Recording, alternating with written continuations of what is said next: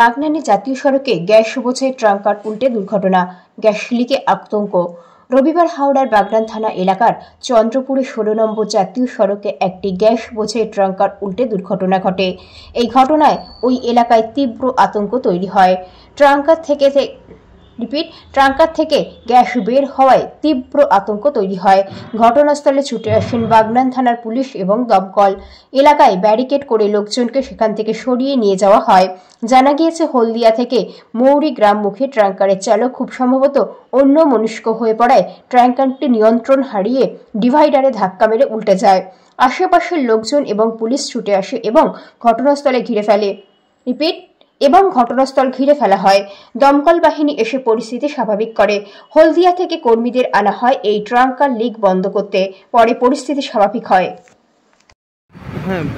কিভাবে হলো?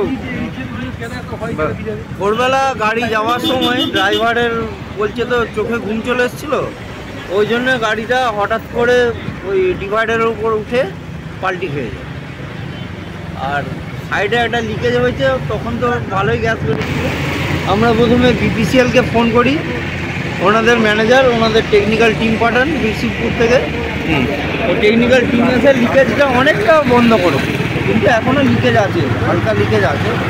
হলদিয়া থেকে ওদের টিম আসছে, এসে ওই গ্যাস ট্যাঙ্কারটাকে পুরো খালি করে।